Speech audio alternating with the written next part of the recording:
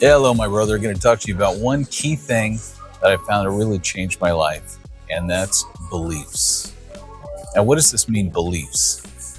In this particular case, I'm not talking about a religious thing in any way. It's the beliefs you have about yourself and the world around you. So, the best example I can give you is when I had the stark revelation in 2015 that I was completely obese and overweight from this one photo that I've made famous for myself, because it was on the featured article, among a couple other photos that were a little more flattering, in the largest news distribution channel in Ukraine, talking about our country.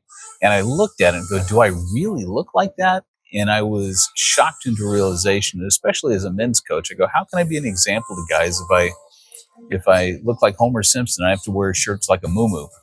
And so I got myself into shape, and I never went back. It's been almost a decade now, and a lot of guys have asked me, what did you do? And I created an outline of like, okay, well, here's my diet, here's my workout routine, but that's not really the secret.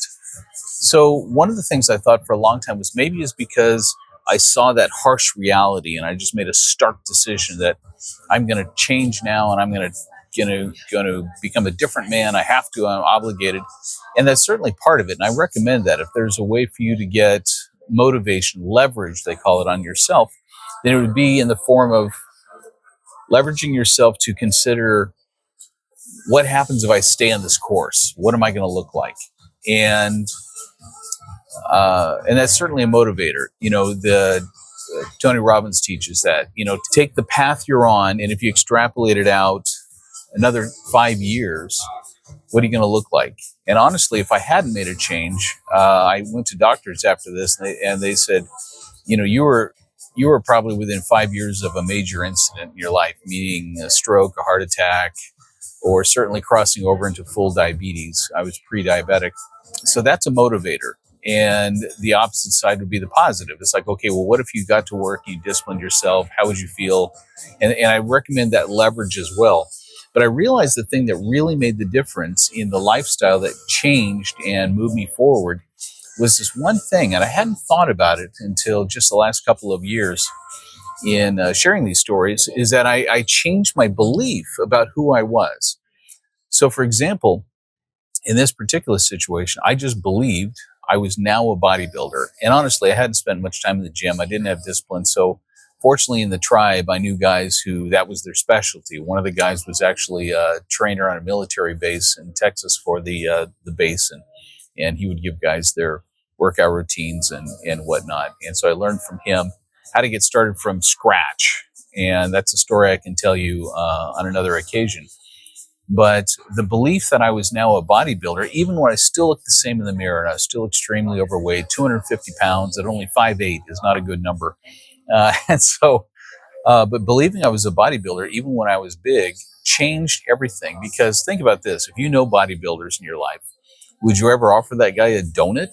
No, of course not. You wouldn't even think about it, because look at the guy's shape. I mean, this is not consistent with his lifestyle. Would it surprise you that he just made the discipline of getting up every day and going to the gym? No, because that's what bodybuilders do. That's their discipline.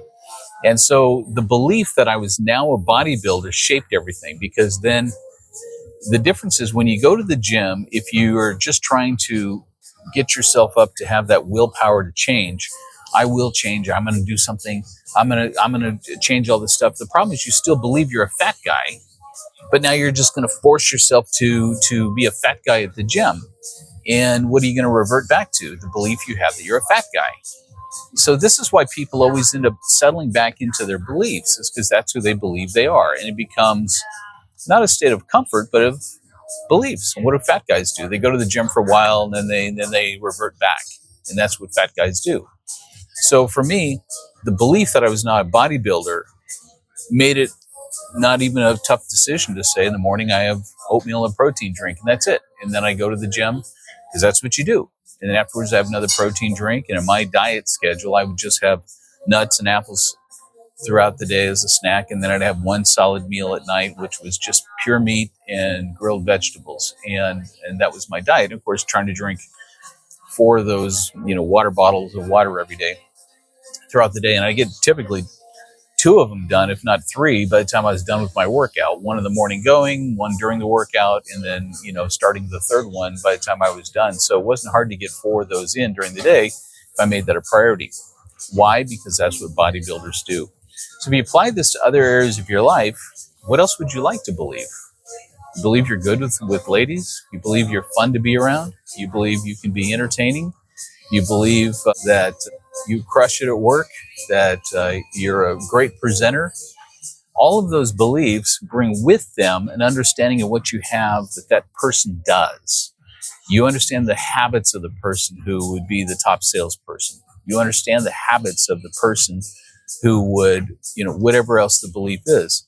So the greatest thing I can give to you is that is a gift, post-Christmas here, and certainly leading into the new year, is to really consider who you want to be, what your life wants to look like, what you want it to represent, and then just develop the belief, even when you're fat, broke, not good with the ladies, whatever the case may be, start with the belief that you are, and that that's who you are.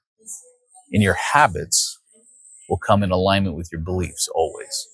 I hope that's helpful. I hope you had a great holiday, and I look forward to being part of your up and coming year of greatness. Talk to you soon.